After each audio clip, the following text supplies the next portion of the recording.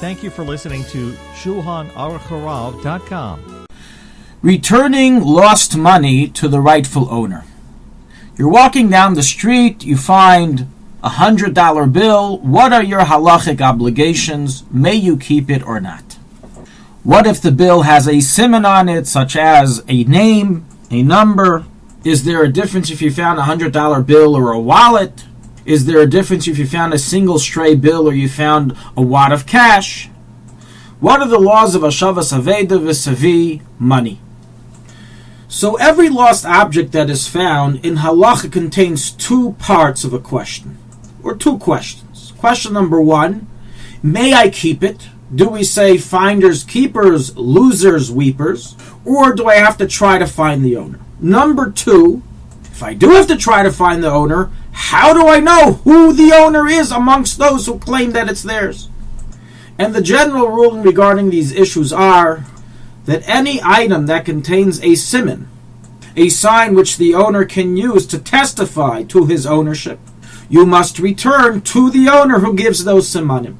And the reason is because if there's a symbol on the item, the owner does not give up hope of finding it because he has a way of tracking it down. Furthermore, even if the object has no siman, and there's thus no way of tracking down the owner and knowing which owner is the real owner, if the item that was found before we can assume the owner knew he lost it, then you still have to return it. And since you can't return it, you have to save it till Eliyahu Hanavi comes and shows us who the rightful owner is.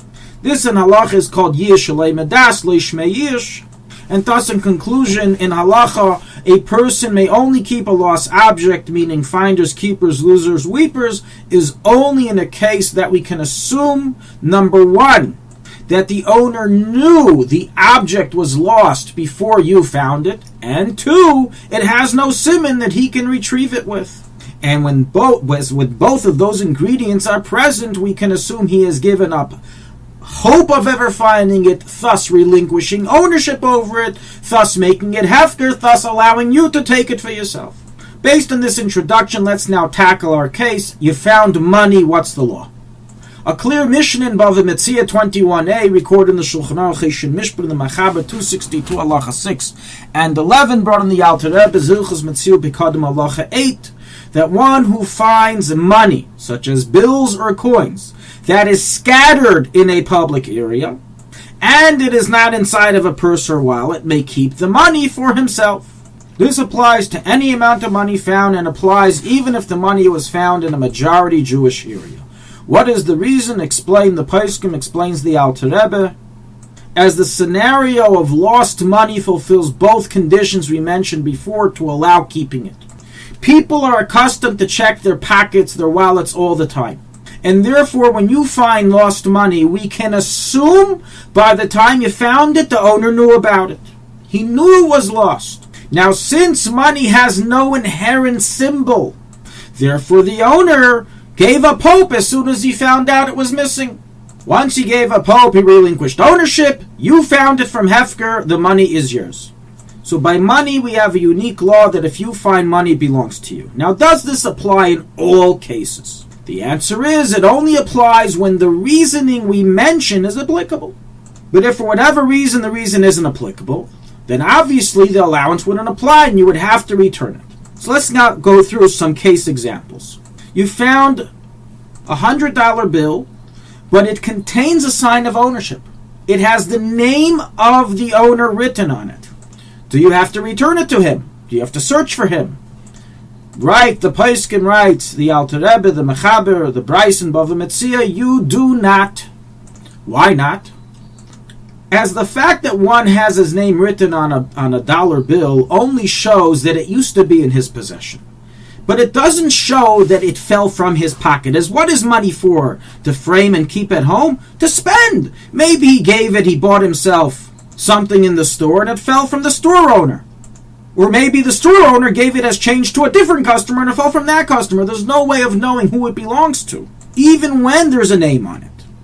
And hence, it's not considered a siman of enough caliber for the owner not to give up hope. So the ingredients are still fulfilled and you may still keep the dollar bill.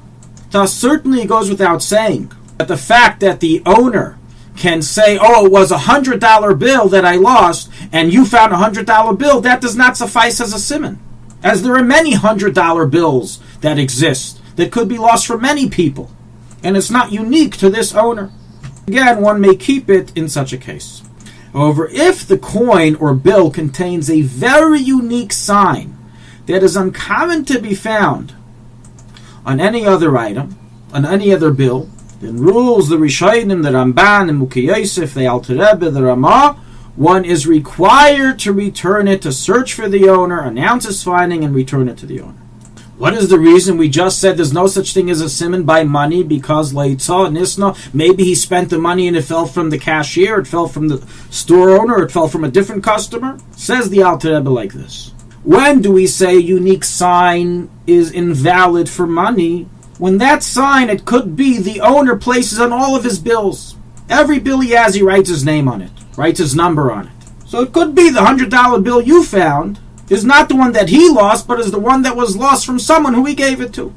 However, if it's a unique sign that's only done to one bill and not repeated by other bills, and that's a real siman. If he comes and said, I lost a $100 bill that had this and this unique sign that's never done by any other bill, and he himself doesn't do it by other bills, such as a specific type of tier that happens on its own, then he would be believed, and therefore you would have to return it, and you cannot take it for yourself. Based on this, we can conclude regarding a Rebbe dollar. If a person found a Rebbe dollar, which has a name, date, given the Kveit Kedushas Admor at this time, since this is a unique bill that's not done to other bills, it would be required to return to the rightful owner.